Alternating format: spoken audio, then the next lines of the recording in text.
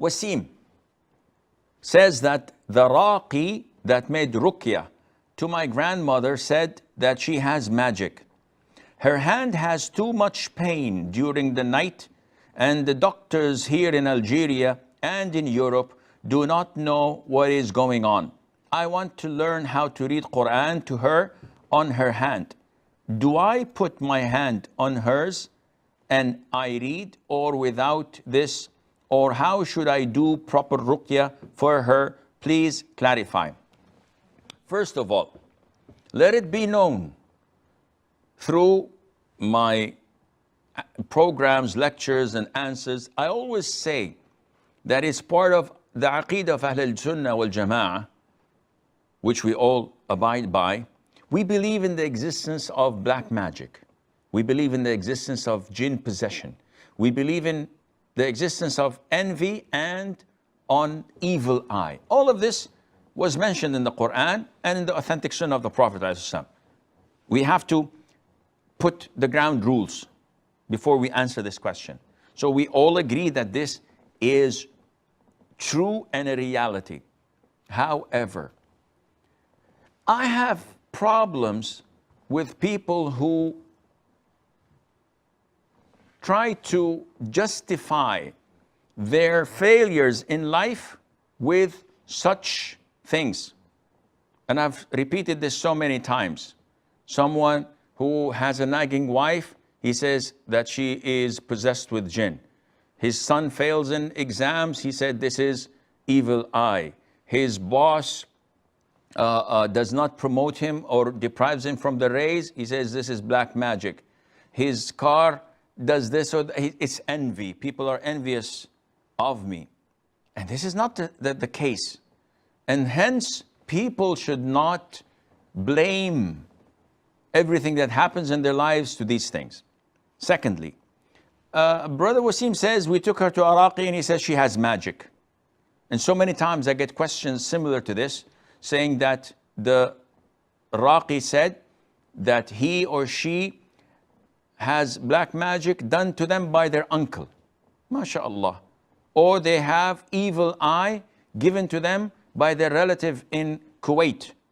And I ask them, Akhi, if I take my car to the mechanic, he hooks it up to a computer and he can tell by the analysis what is the problem with the engine. Does the raqi do something similar to that? How would the raqi know that it was done by so-and-so unless he's a liar or he's a soothsayer? He deals with jinn. So I have my reservations. Yes, some raqis who are trustworthy say that there are signs that differs between someone with black magic and someone with evil eye. But still, this is not something that was revealed to us, something that is divine or part of the sunnah. It is personal ijtihad that might be right, might be wrong. Thirdly, what to do when I want to make ruqya? Because some people say, do I put my hand over the head of the person I'd like to make ruqya for? Or do I just recite the Quran? What's the procedure? Again, we have to go back to the Quran and the Sunnah, and mainly to the Sunnah. The Prophet ﷺ, as narrated by Mother Aisha, may Allah be pleased with her, whenever he used to go to bed, he used to blow and then recite the last 3 quls of the Quran, and then wipe whatever he can from his body. But if he felt pain in his body, now this is the night, quote unquote, ruqya or bed adhkar. But the actual ruqya, whenever he felt pain in his body, he used to recite the 3 quls, then blow, not the opposite. And then he wipes over it. When he was sick at the end of his life, Mother Aisha said, I used to gather his own hands, read in them the 3 quls, blow and wipe his body with his own hands.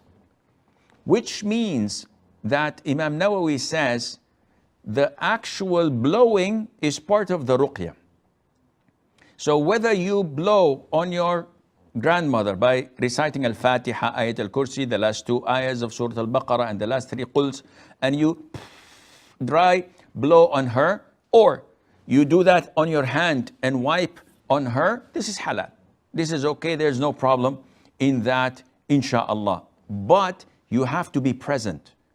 I've heard of some raqis who are performing a ruqya long distance. And that's mighty fine to me. He's in the States and the people are in India, and he goes, Alhamdulillah Rabbil Alameen, and he blows in his headphone or his handset. And sometimes they go into conference call. So UK, Korea, and India in the same call. What is this?